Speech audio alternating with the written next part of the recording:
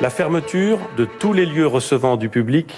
Le Parlement français vient d'adopter ce soir le projet de loi d'urgence sanitaire. La fermeture des crèches, écoles, collèges, lycées et universités en France. Un mot d'ordre, rester chez soi. Le chômage menace d'exploser. Le choc économique et social provoqué par la pandémie de coronavirus est historique.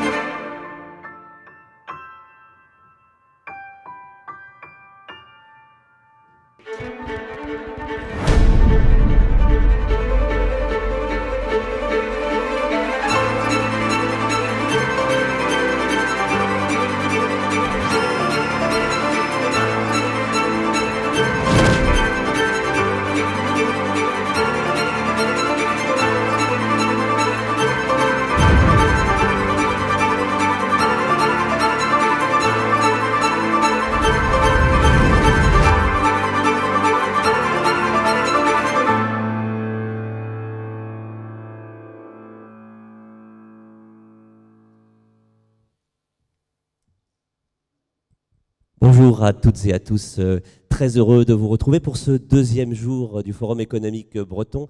Nous avons vécu ensemble hier une première journée très riche, très dense, beaucoup d'échanges, de débats, de partages. Nous allons poursuivre évidemment sur cette lancée tout au long de cette journée. Je suis Xavier de Bontrich, je suis journaliste et heureux d'être à vos côtés pour animer ces différents temps forts du Forum économique breton. Nous allons tout de suite débuter cette matinée avec une plénière et j'ai le plaisir d'inviter à me rejoindre Jean-Philippe Lamarcade qui est le directeur régional d'Enedis en Bretagne. Vous avez raison, vous pouvez l'applaudir.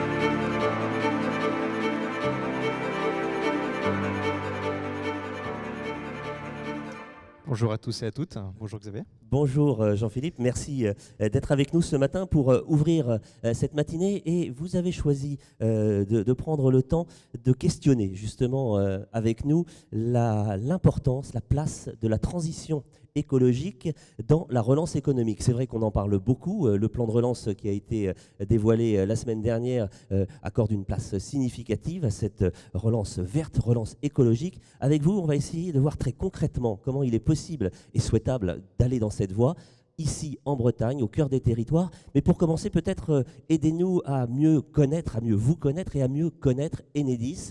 Je ne suis pas certain que si on faisait un petit sondage dans la salle, les réponses seraient à 100% exactes quant à la définition de votre activité. On n'a pas klaxon ce matin pour la plénière, on ne peut pas faire le petit sondage. On peut pas faire le sondage ce matin. On peut faire le sondage. Qui connaît Enedis? Tiens, ceux qui connaissent Enedis n'ont qu'à se lever, comme ça on verra bien. Et ah oui, ils se laissent tous. Ça réagit vite. On dirait une ancienne publicité du siècle dernier. Il y en a quelques-uns du coup qui ne connaissent pas. Je vais me permettre du coup de préciser, Xavier.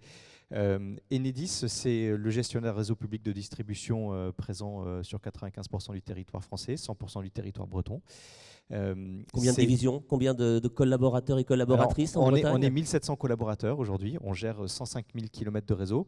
Alors on fait un peu le lien entre le public et le privé, ce qu'on parlait hier, je crois ici en plénière, puisque finalement ce réseau de distribution, il est la propriété des collectivités locales.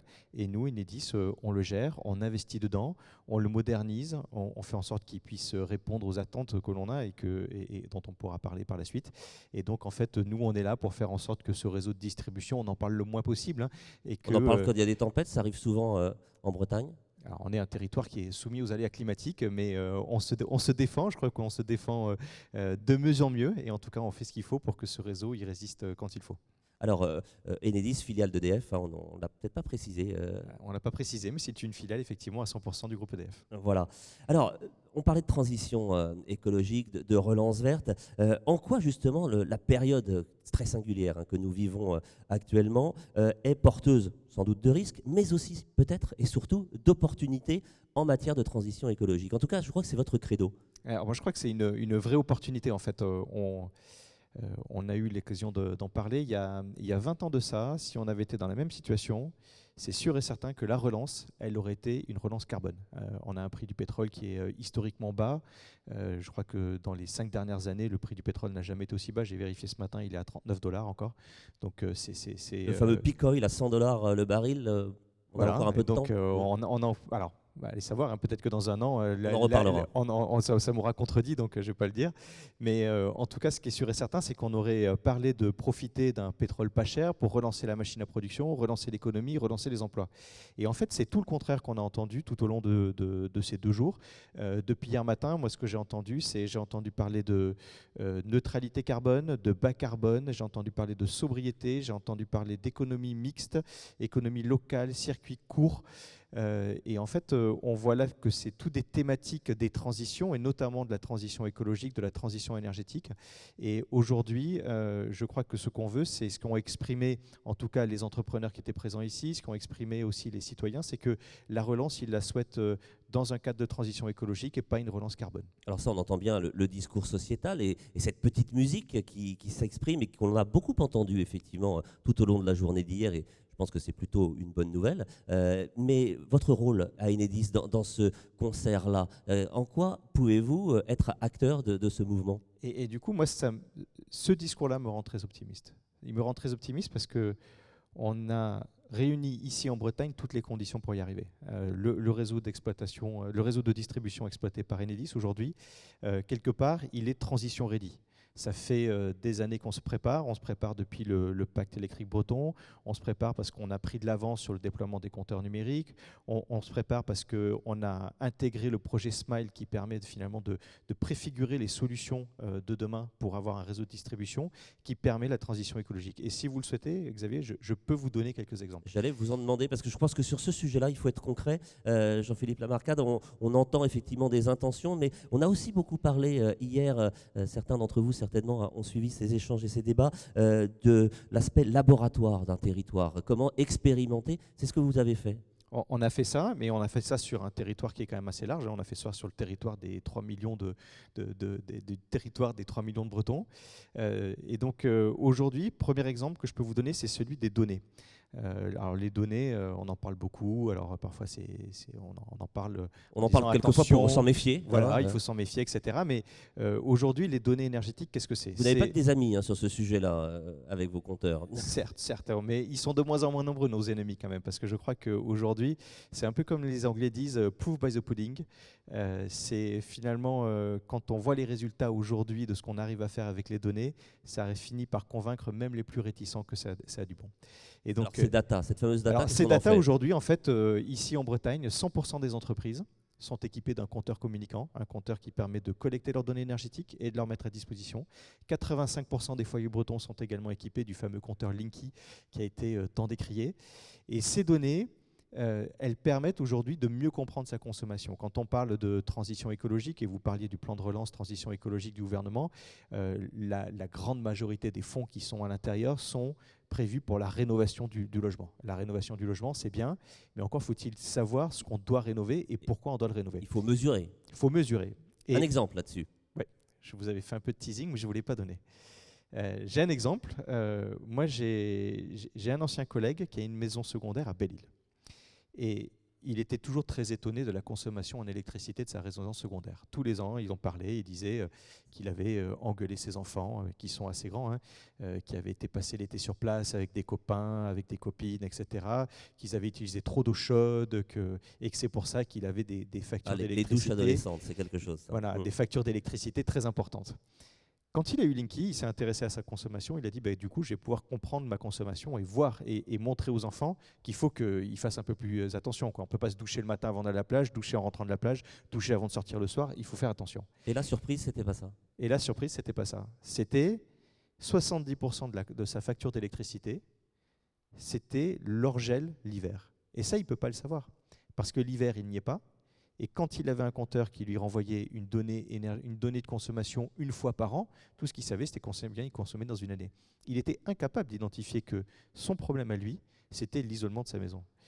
L'isolation, pardon, de sa maison. Et du coup, on voit là un exemple très concret de comment est-ce qu'on accompagne, ça marche aussi pour les entreprises, ça marche pour tous les particuliers, comment est-ce qu'on peut accompagner les gens pour faire les bons choix. Et la donnée, elle aide à ça, elle aide à orienter, elle aide finalement à se dire que c'est ça qu'il faut faire prioritairement. Je crois qu'on est dans un moment où les sommes financières à mettre sur la table pour réussir cette rénovation de tous ces logements, elle est astronomique. Et donc, tant qu'à faire, donc, il y a une fenêtre de tir, il faut y aller. Autant le faire au bon endroit et au bon moment. Donc les données vont nous permettre effectivement d'y voir plus clair. On parle beaucoup aussi, quand on s'intéresse à la transition énergétique, de ces fameuses énergies renouvelables, les ENR. C'est un axe essentiel sur lesquels vous travaillez. Alors c'est un axe essentiel parce que si aujourd'hui je crois que c'est le premier vecteur d'une énergie bas carbone. Alors je mets de côté le nucléaire parce que je sais que ça fait débat, mais c'est le premier vecteur d'énergie bas carbone. Tout le reste un peu annexe. Aujourd'hui, la très grande majorité de l'énergie renouvelable, elle passe par le réseau électrique. Est-ce que vous savez, Xavier, combien il y a de producteurs d'énergie renouvelable ici en Bretagne ? Alors ça, c'est une colle. Non, je ne vais pas risquer de nous tromper. Allez, on va quand même s'y prendre un risque, plusieurs centaines. Alors, ce n'est pas plusieurs centaines, c'est 21 000. Ah oui. Il y a 21 000 producteurs d'énergie renouvelable. Mais vous intégrez tout le monde. Le particulier qui a un panneau sur son toit, il compte dans... Tous. Ah voilà. Tous. Ils sont 800 à posséder des champs éoliennes. Donc c'est quand même là plutôt des champs plutôt importants. Et puis ensuite, on a 20 000 installations photovoltaïques de toutes les tailles. Donc il y a des tailles industrielles, il y a effectivement des particuliers qui ont quelques panneaux photovoltaïques sur leur toit. Mais 21 000 producteurs.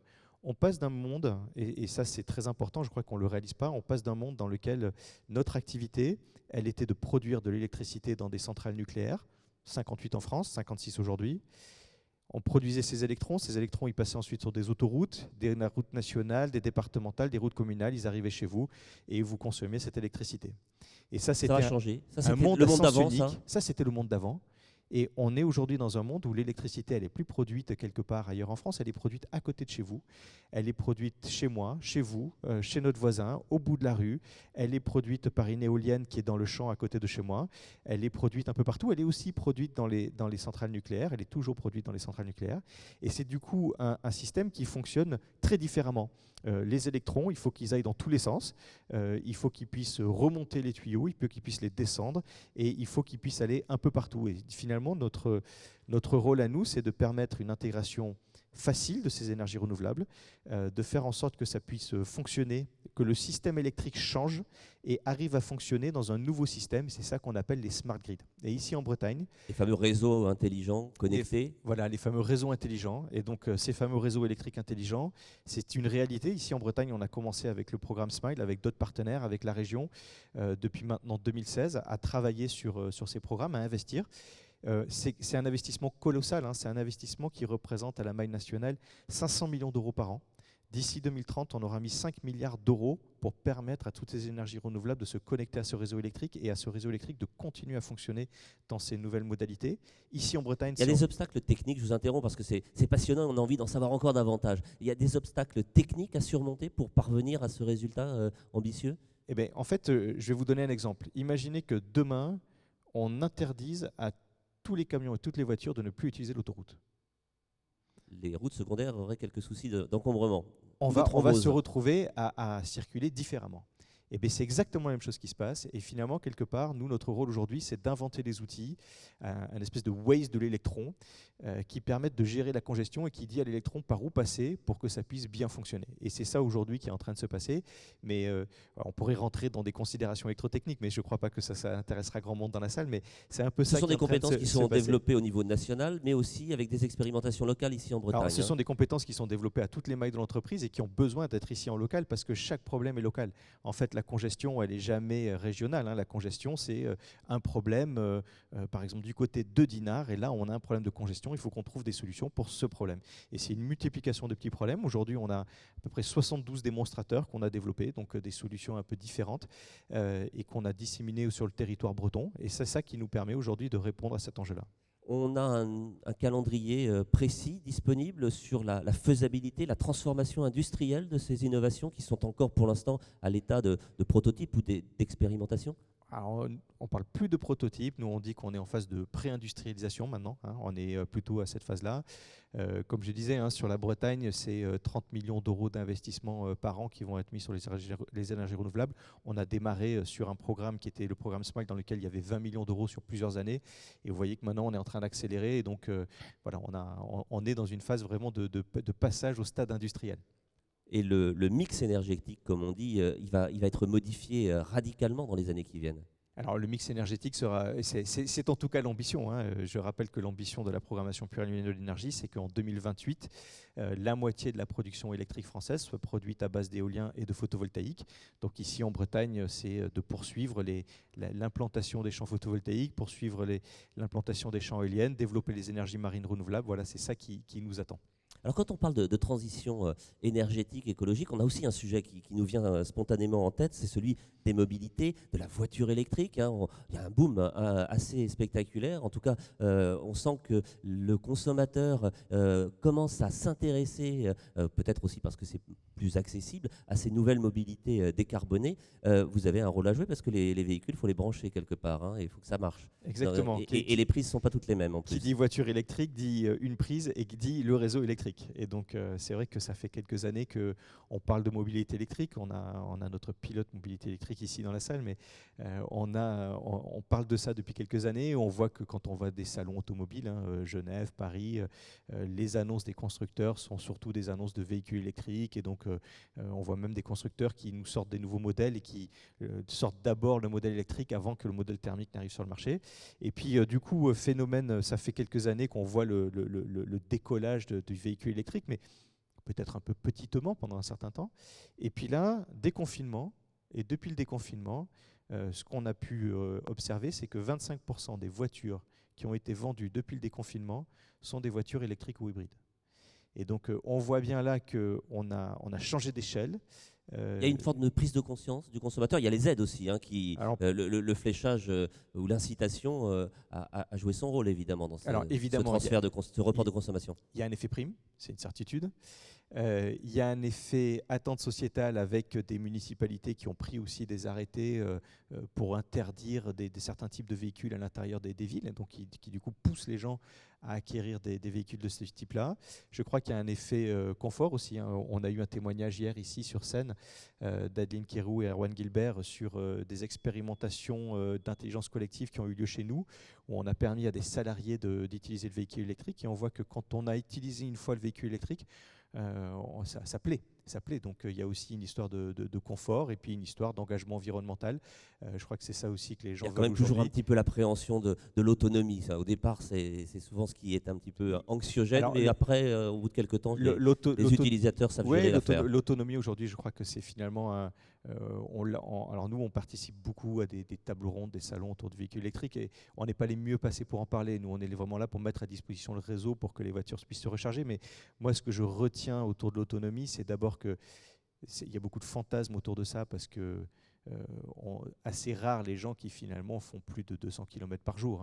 Donc c'est vraiment on n'a pas besoin finalement d'une autonomie de plus de 200 km la plupart d'entre nous pour une voiture. Il se pose ensuite la question évidemment de quand on part en vacances ou autre, mais ça amène aussi d'autres façons de partir en vacances. Voilà, on parlait, moi j'ai entendu des témoignages de gens qui nous disaient c'est le retour du départ en vacances avec la Nationale 7. On fait quelques centaines de kilomètres tous les jours, on s'arrête et puis c'est plus champêtre.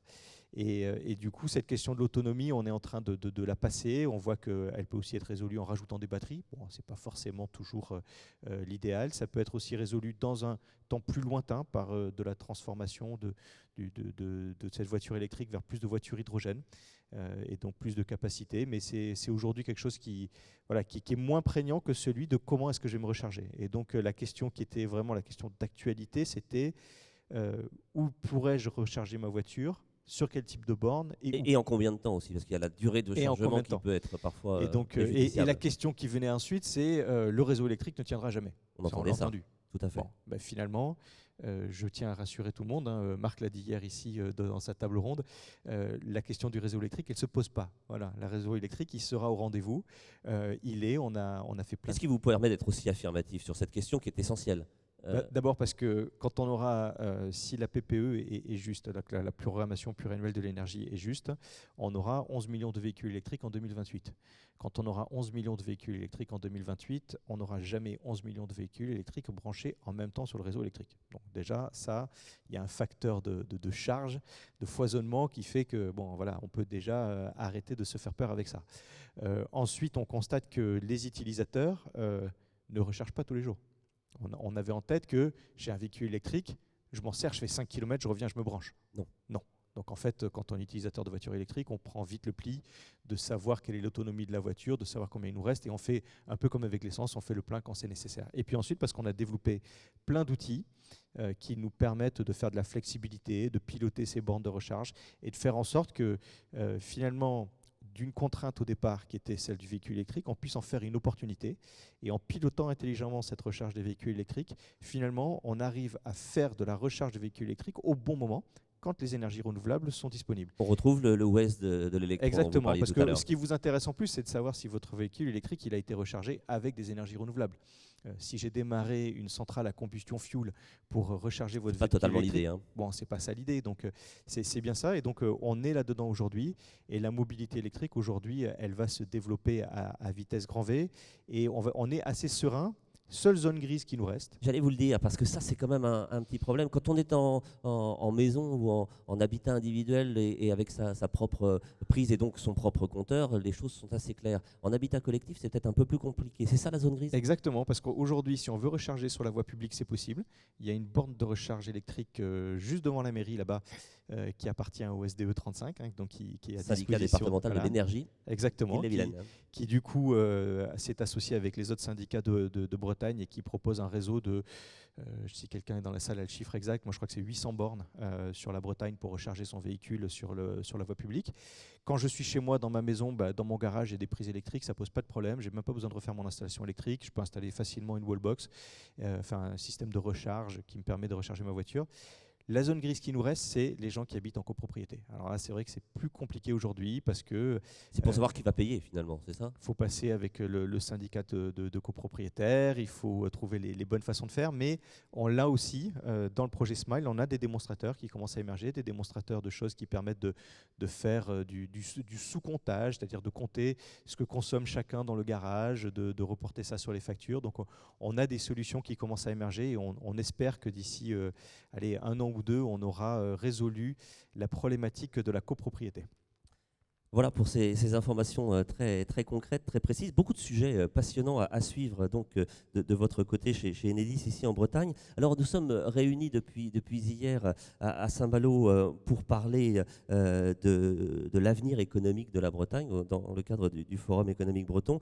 On a vu, et ça a été rappelé aussi à plusieurs reprises à différents moments de nos échanges, que le travail public-privé sur tous ces enjeux essentiels qui nous attendent était tout à fait décisif. C'est aussi l'esprit dans lequel vous vous inscrivez et avec lequel vous souhaitez travailler ? Alors complètement, nous, les défis dont on vient de parler, finalement, Xavier, c'est des défis, personne ne peut les relever tout seul. Voilà. Personne ne peut les retrouver tout seul. D'abord, les enjeux financiers sont colossaux, et puis on a tout plein d'enjeux. Je vais revenir sur celui des données, par exemple. Sur les données, nous, Enedis, on sait mettre à disposition, moi je sais vous envoyer, Xavier, un tableur Excel dans lequel il y a 300 colonnes, 10 000 lignes. Oui, mais moi je ne sais pas le lire celui-là, hein. Voilà. C'est sûr. Et dedans, il y a toute votre consommation électrique. Puis après, bonne chance. Hein. Et donc, nous, ce qu'on a fait, c'est qu'on a pu mener là aussi des premiers tests, et on est en train de le généraliser à la maille de la Bretagne. C'est que, par exemple, à Lorient, on a travaillé avec l'Agence locale de l'énergie, et il nous faut du coup un établissement public qui est en capacité d'aller au contact des clients, au contact des consommateurs, pour leur expliquer leur consommation. Donc nous, on met à disposition les données.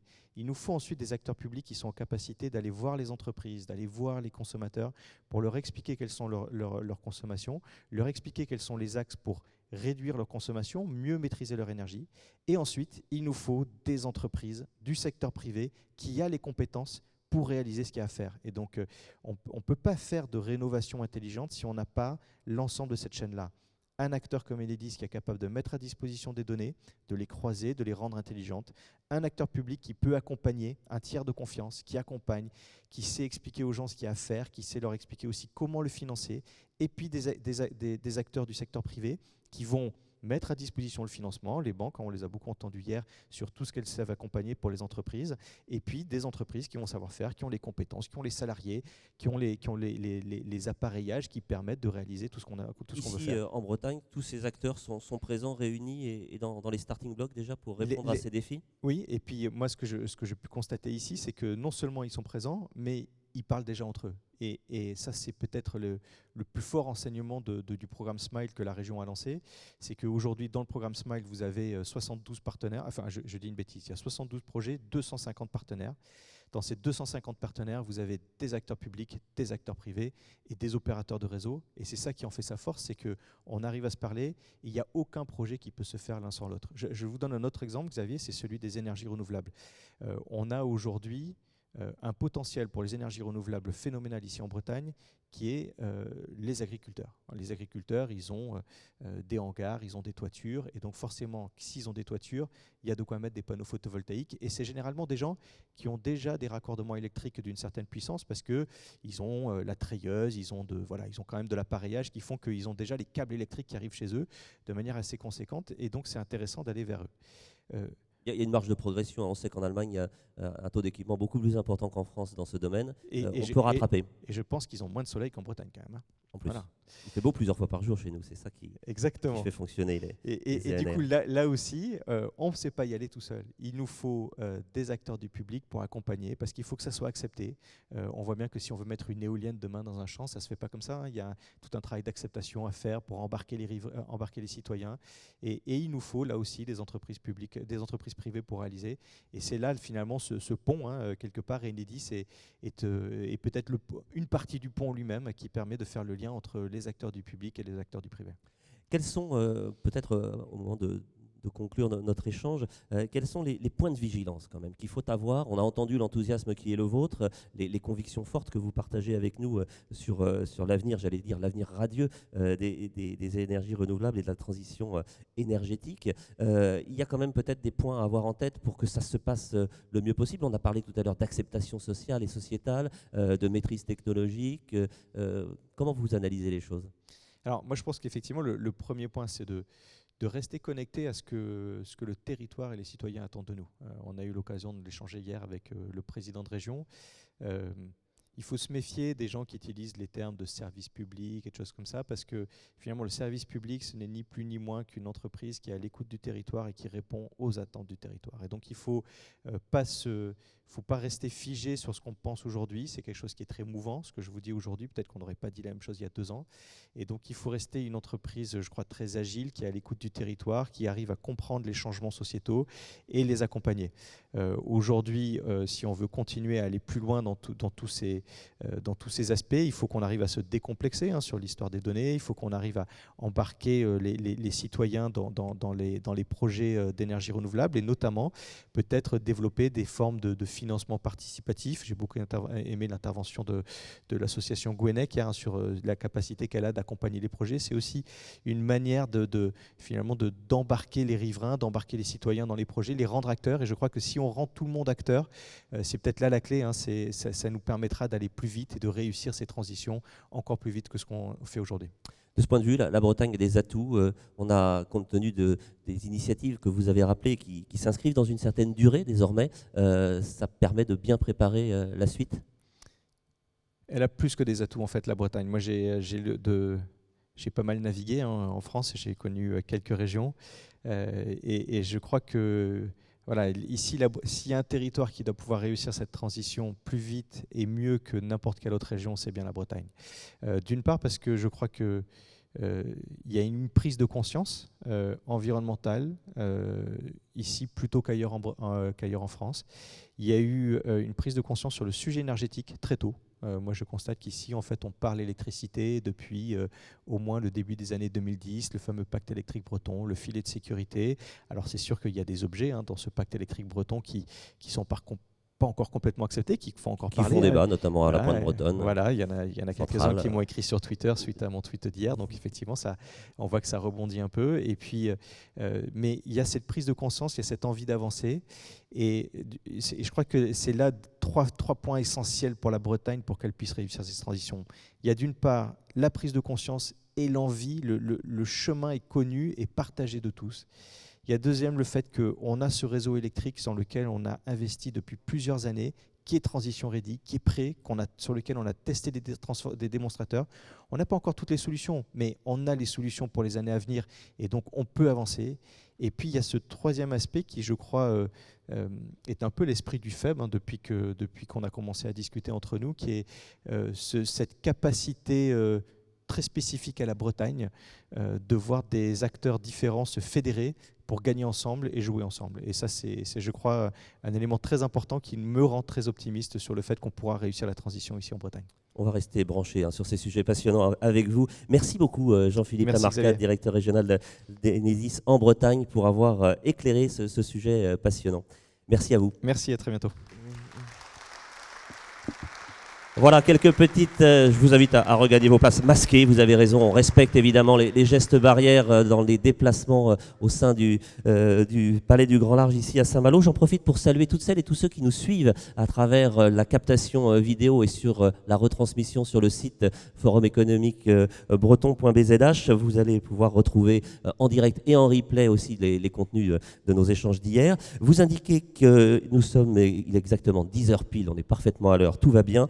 Je vous donne rendez-vous dans cette même salle dans un quart d'heure à 10h15 pour un grand plateau consacré à l'attractivité du territoire, se réinventer pour attirer entreprises et talents en Bretagne. Voilà, l'intitulé en lui-même donne les grandes lignes des échanges qui nous attendent. Vous pourrez également simultanément prendre la direction au 3e étage de l'amphi Lamennais pour suivre le grand plateau sur la transition agroalimentaire, produire à l'heure du bien manger, qui sera animé par ma consoeur Céline Monsalier.